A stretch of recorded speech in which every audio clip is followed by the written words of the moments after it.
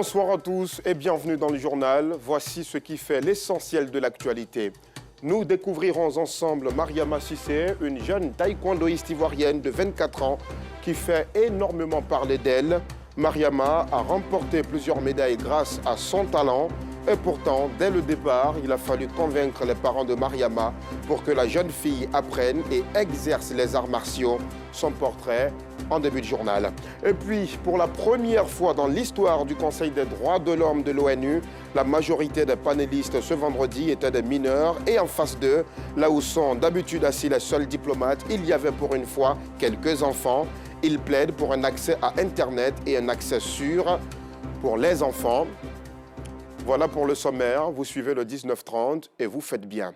À l'Open de Beyrouth, au Liban, en octobre 2022, la médaille de bronze est revenue à Mariama Cissé, la jeune taekwondoïste ivoirienne de 24 ans. Dans la ville de Grand Bassam, où elle vit et s'entraîne, Mariama Cissé est perçue comme une véritable modèle par ses cadets.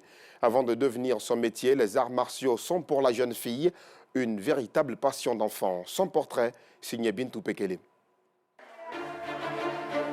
Elle, c'est Mariama. Elle est aussi connue sous le prénom de Adja. Mariama est médaillée de bronze de taekwondo à l'Open de Beyrouth au Liban en octobre 2022 village dans la commune de et au Wélé, championnat d'Afrique de taekwondo à Kigali en juillet 2022. En novembre dernier, Mariama est sortie au premier tour du championnat du monde de taekwondo à Guadalajara au Mexique. Elle détient plusieurs médailles aux championnats nationaux. Elle a commencé le taekwondo à 14 ans. Elle était en classe de 3e. C'est parti en fait d'une histoire avec ma grande soeur qui allait saluer son professeur d'histoire et qui est mon maître de taekwondo aujourd'hui.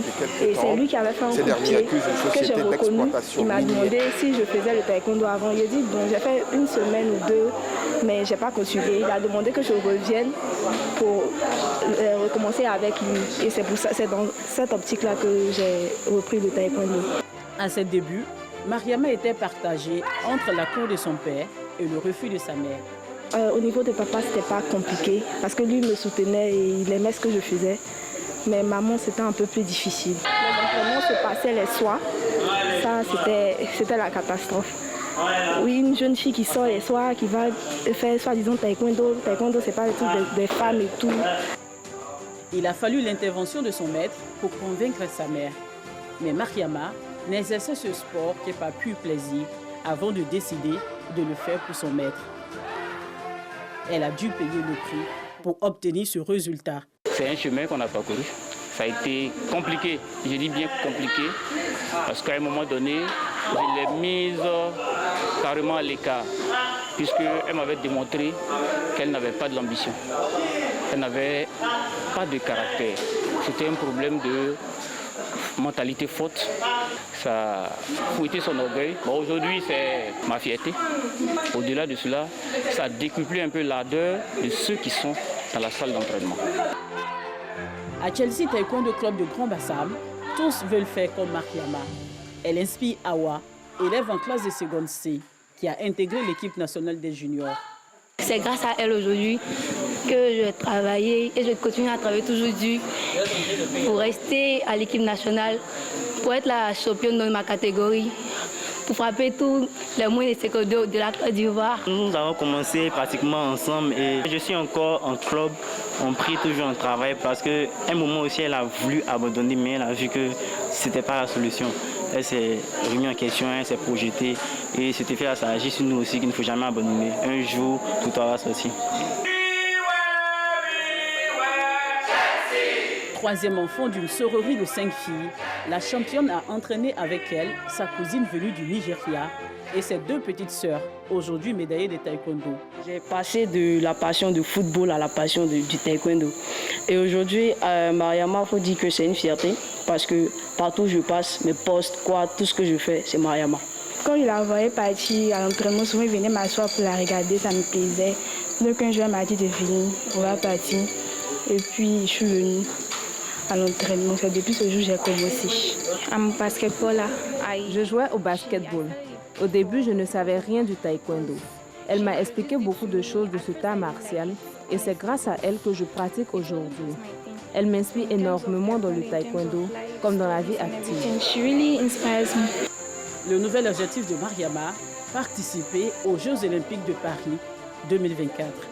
Elle multiplie alors les efforts et intègre l'équipe nationale de taekwondo en 2022. Désormais, Mariama fait partie du cercle de réflexion de ce club qui l'a vu naître. La ville de Grand-Bassam où elle vit lui reconnaît également ses efforts.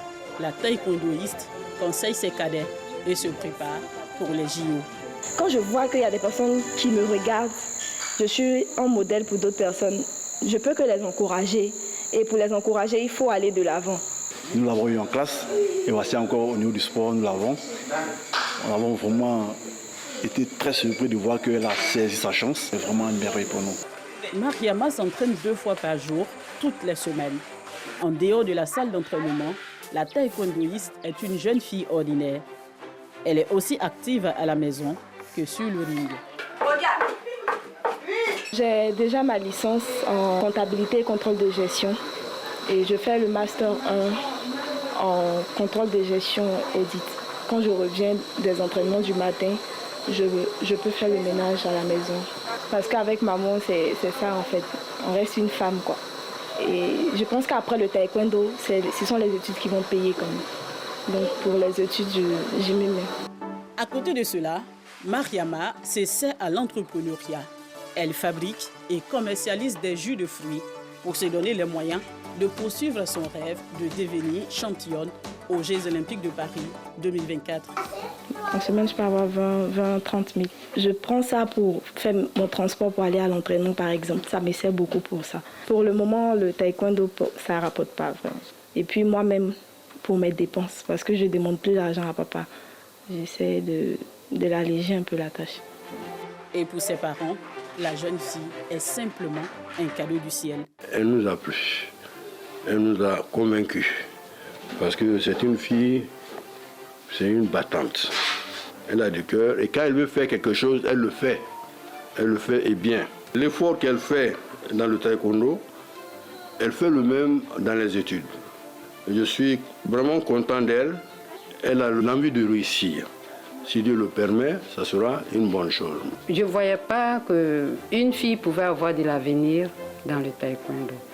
Je cherchais toujours quelque chose à lui donner. À chaque fois, elle partait en retard. Quand elle a commencé à voyager, j'étais heureuse. Vraiment, mes bénédictions l'accompagnent. Je prie toujours Dieu pour qu'elle aille de l'avant dans son taekwondo et dans ses études. Tout ce que je fais pour le moment, c'est d'abord mes parents, puis ensuite moi. À 24 ans, faire plaisir aux autres reste son leitmotiv et propulse Mariama vers le haut. Son amour pour le taekwondo parle pour elle. À Mariama Cissé, nous souhaitons une très bonne continuation et surtout, pourquoi pas, une médaille, peut-être même l'or aux prochains Jeux Olympiques de Paris en 2024. Dans un autre chapitre, les populations dans ce village, dans la commune de Wélé, au nord de Daoukro, sont inquiètes pour leur environnement et pour cause des eaux troubles ont envahi leurs plantations depuis quelque temps. Ces derniers accusent une société d'exploitation minière d'être à l'origine de leur malheur. Des accusations que rejette en bloc l'entreprise qui pointe du doigt une montée des eaux du fleuve mitoyen. Laquelle des deux parties dit vrai? Quelle solution, surtout pour les plantations des populations? Clément Boko va tenter dans ce reportage de nous en donner les réponses. Siké Kobenankro, près de Wélé. Difficile cohabitation entre Somina, une société d'exploitation minière installée ici il y a à peine 9 mois, et les 11 villages environnants. Pour cause, des eaux troubles inondent les plantations des villageois. Ceux-ci redoutent une catastrophe environnementale et une baisse de leurs activités agricoles. Organisés en collectif, les villageois pointent du doigt la société en question qu'ils accusent de déverser les eaux usées issues de l'exploitation aurifère dans les champs. C'est ici l'eau passe là habituellement. Ils ont coupé les barrages pour faire les paillage. Après ça, il faut ouvrir pour faire passer l'eau. La fleuve ne peut pas contenir cette eau-là. L'eau, il est obligé de passer partout pour prendre les coins là. Vers mon champ, là, tout est envahi. Il y a eu des dégâts, les plantations sont détruites. Des pertes de vie à vie humaine, hein, par des pertes de nos cultures, maraîchers, bananiers, tout, les champs même sont partis. Sur le site minier, aucun produit toxique n'est utilisé pour laver la boue rassurent les responsables de l'entreprise au cours d'une conférence de presse. Pour l'eau dans les plantations, l'entreprise évoque plutôt une montée des eaux du fleuve. Vous voyez, tous ceux qui sont ici font des champs ici. À aucun moment, ceux de Bayassou, ceux de Sikakobenankro, ceux de Kodiakro n'ont révélé des pertes d'animaux ou des maladies suite à nos travaux. À aucun moment. Ce n'est pas quelqu'un qui est à 3-4 km de notre zone d'extraction qui va ressentir ce que quelqu'un qui est proche n'a pas ressenti. Ce n'est pas le fait de nous-mêmes, nos propres intérêts à exploiter et impacter leur zone négativement. Et je leur demande beaucoup de compréhension et que nous sommes ouverts à toute proposition possible à notre moyen pour pouvoir traverser cette difficulté ensemble. Les villages impactés sont Wele-Prikro, Ebukro, Kwakusekro, Ebini, Kwadiokro, Kobenankro, Ananda, Anguakro, Degbe-Bayanou. La célébration de la Journée internationale des droits de la femme se poursuit. À Azaguié, Moustapha Bakayoko, un cadre de la commune, a offert aux femmes du village d'Abbé-Benini une séance de dépistage gratuite de l'hypertension artérielle et du diabète. C'est ce que nous explique Anicette Konan-Blessing. Commune d'Azaguié, les femmes du marché du village d'Abbé-Benini sont invitées à prendre part à une séance de dépistage du diabète et de l'hypertension artérielle. On dit qu'on a fait le dépistage de diabète et puis hypertension. Nous aussi, on a dit oui, qu'on a compris. C'est la santé. Sur la place publique du village, elles sont plus de 100 femmes à se faire dépister. Un chiffre qui réjouit d'autant plus que les informations sur le diabète et l'hypertension sont assez méconnues de la population rurale. C'est un très bon cadeau, parce que la santé, là, c'est tout. Hein. Quand tu as la santé, en tout cas, tu peux tout faire, tu peux partir où tu veux, en tout cas. Donc, c'est la santé qui est le plus important. Il y a pas mal de femmes qui avaient un taux de glycémie élevé. Certaines même ne se savaient pas du tout diabétiques, en fait. Voilà. Parce que pour les taux qu'on a, franchement, c'était vraiment élevé. Ce dépistage est une initiative de Moustapha Bakayoko, cadre d'Azaguié. C'est la journée internationale de la femme. Au lieu des festivités de faire la fête, nous avons décidé d'organiser une séance de dépistage de diabète et de tension. Surtout le diabète. Moi-même, je suis diabétique. Ça fait environ 12 ans que j'ai le diabète et que je me traite. Et je sais ce que ça coûte. Donc aujourd'hui, en fait, c'est de donner l'occasion aux femmes de savoir si elles ont le diabète ou elles n'en ont pas. Et que si elles ont le diabète, quelles sont les habitudes alimentaires, quelles sont les précautions qu'elles peuvent prendre pour ne pas que le diabète s'aggrave.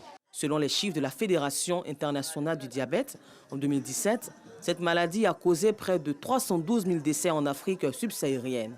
Et selon l'OMS, l'Organisation mondiale de la santé, plus de 700 millions de personnes souffrent d'hypertension non traitée. Dans le district de Montagne, la première campagne de lutte contre l'incivisme sur la route porte ses fruits. En quelques semaines, ce sont 7 345 usagers sensibilisés, 2 645 conducteurs verbalisés et, tenez-vous bien, 65 véhicules mis en fourrière. Mais ce n'est pas terminé. La deuxième phase est en cours dans la ville de Mans et les usagers de la route, en l'occurrence les motocyclistes et automobilistes, commencent, vous allez le voir, à respecter de plus en plus les règles et codes de la route. Gervais Kwasi. La consigne du gouvernement en direction des hommes en tenue et des responsables étatiques en charge du transport n'a pas changé. Pour cette deuxième édition, la consigne principale, c'est qu'il faut faire beaucoup plus de sensibilisation que de répression. À Mans, les jeunes, ils font des parades à moto. Et il nous incombe d'aller vers ces jeunes, de leur dire que la route n'est pas faite pour se tuer, mais plutôt pour circuler. Et la route aussi est partagée avec plusieurs usagers. Et donc, il faut tenir compte des autres usagers. Et ne pas se tuer dans la rue avec les engins que nous-mêmes nous souffrons pour avoir. Et donc, dire aussi aux parents de ne pas autoriser les tout petits, les mineurs, à conduire les engins à deux roues. Généralement, avec les taux que nous avons aujourd'hui, ce sont ces motos, ces engins à deux roues qui sont beaucoup plus des facteurs d'accident de circulation. Difficile de se débarrasser des mauvaises habitudes. Cependant, en seulement 2 sorties, les réflexes au respect des codes et règles de la route sont de plus en plus palpables. Nous avons pu sensibiliser plus de 8473 usagers de la route. Et il y a 1079 usagers qui ont été verbalisés. Et cela représente 11%. Et donc ceux qui ont été sensibilisés représentent pratiquement 89%. Et pour les véhicules qui ont été mis en fourrière, nous en dénombrons 209. On va dire satisfaction parce qu'aujourd'hui, quand vous circulez, vous voyez de plus en plus des conducteurs de moto qui portent le casque. Vous voyez les chauffeurs de taxi et les passagers à l'avant qui prennent la ceinture de sécurité. Donc nous commençons à constater que ces habitudes-là commencent à intégrer véritablement le quotidien des usagers. Les populations dans leur ensemble saluent cette initiative gouvernementale, même si elle tombe parfois sous le coup des amendes à payer au trésor public. Les policiers m'ont arrêté, payer n'est pas porté casse. Je trouve cette campagne très importante, voilà, parce que ça sauve des vies, comme le cas de moi-même, où je donne un exemple, j'ai fait une sortie de route une fois, et vraiment la ceinture, j'ai vu que ça m'a vraiment sauvé la vie. On constate plusieurs accidents. Donc je pense que cette campagne est la bienvenue. Elle va permettre de limiter les accidents. Aucune faute ne sera tolérée sur les routes ivoiriennes, nous ont confié les collaborateurs du ministre Amadou Koné, chargé des transports. Voilà maintenant 2 années qu'Ahmed Bakayoko a été arraché à l'affection des Ivoiriens. L'ancien Premier ministre a décédé le 10 mars 2021 à l'âge de 56 ans en Allemagne, où il avait été transféré pour des soins. 2 ans après, sa famille, ses proches collaborateurs, ses amis et tous ceux qui l'ont aimé formulent des prières à son endroit. Ils se souviennent d'un charismatique homme politique, grand amoureux de la Côte d'Ivoire et d'un Ivoirien prêt à aider ses compatriotes en détresse. Une journée d'émotion et de prière à la grande mosquée de la Riviera-Golfe en présence de nous Sangaré et Anissette Konan-Blessing. 10 mars 2021, 10 mars 2023. 2 ans que l'ex-premier ministre Ahmed Bakayoko a quitté la terre des hommes. Amis, connaissances et collaborateurs se sont donné rendez-vous à la grande mosquée de la Riviera-Golfe, dans la commune de Cocody, le temps d'une journée de prière. Des prières pour le repos de son âme. Ahmed Bakayoko, nous n'allons jamais finir de prier pour lui. Nous ne pouvons pas aussi finir de dire ses bonnes œuvres. Tout ce que nous demandons au Tout-Puissant Allah, c'est de lui réserver une place dans son paradis Firdaouf. À sa famille biologique, ses enfants, sa femme, ses frères et sœurs et Seguela, nous continuons toujours de leur dire Yakou. Il faut prier pour lui et nous prions tous les jours pour Ahmed Bakayoko, pour le repos de son âme. Que Dieu l'accueille dans sa félicité. Et nous n'oublierons jamais Ahmed Bakayoko. Des prières marquées par la lecture intégrale du Saint-Coran ainsi que des bénédictions. Ce moment de recueillement a été meublé par des témoignages. Ahmed Bakayoko est un homme qui nous a appris le don de soi, un homme humaniste, qui était l'ami des jeunes, qui était aux côtés de tous et qui savait ô combien penser à la place des jeunes et il savait le matérialiser. D'Ahmed, les mots sont pas suffisants pour exprimer ce qu'il a été. Et nous, fils du Ourodougou, nous ne pouvons effectivement qu'être fiers. Cette journée de prière en la mémoire d'Ahmed Bakayoko est une initiative du COSIM, Conseil supérieur des imams, des mosquées et des affaires islamiques. Une journée qui a vu la présence de plusieurs personnalités, dont le Premier ministre Jérôme Patrick Hachi. Hors de nos frontières, au Mali, le gouvernement a reporté à une date ultérieure le référendum sur le projet de nouvelle constitution, un report qui se justifie selon les autorités de Bamako par la ferme volonté d'appliquer les recommandations des assises nationales de la refondation.